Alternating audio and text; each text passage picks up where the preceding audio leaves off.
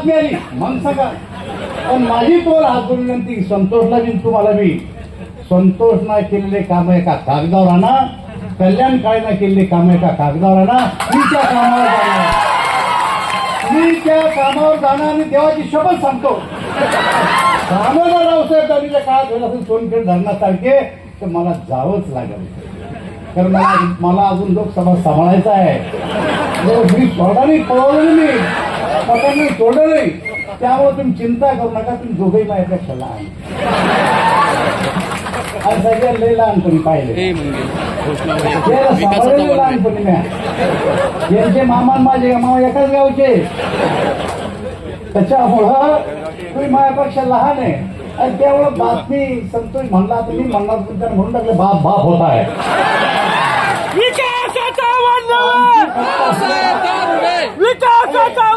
आमची फक्त आपला आग्रहाची विनंती आहे की आज जबाबदारी तुमची सर. तुम्ही या भागाचे खासदार.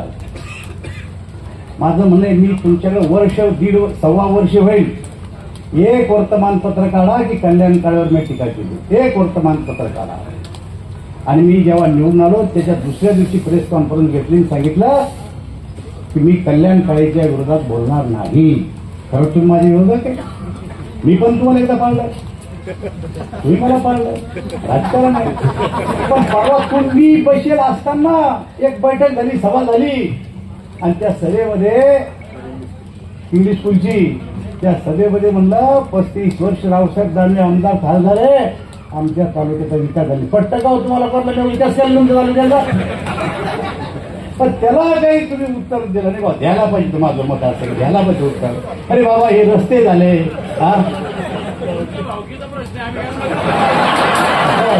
असं आहे. तुम्ही माहीत कोणीच नाही का? तुमची बायको माय नाचत नाहीये का? तुमचे मामा मी एका शाळेत होतो नव्हतं? तुमच्या आईनं मला कडावर गेले निलाबाईना. तुमची मावशी कणकावती बाई तिला मी सगळे खेळले. पाचवीला होतो मी त्या शाळामध्ये. तेव्हा मी तुमचा कोणी असं कसं म्हणता भाऊबंद असतो. पण आपलं नातं लय जवळचं आहे. त्याच्यामुळे तुम्ही या गोष्टी मला कोणी बोलतो तुम्हाला चांगलं वाटतं तुम्ही दुसऱ्या गुपचूप बसता.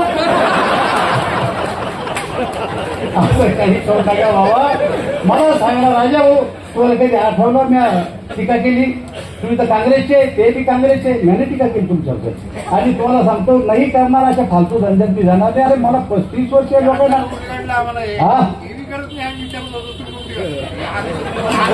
करते. हे बा राजा भाऊ त्यांच्या टिकेची बातमी माझ्याजवळ आहे. चला बोला होऊन जाऊ दे एकदा. त्यांच्या टिकेची बातमी माझ्याजवळ आहे. अरे मी कसं आहे तुम्हाला माहिती आहे, त्याला बी माहिती आहे. मग जैरी नाग आहे. मग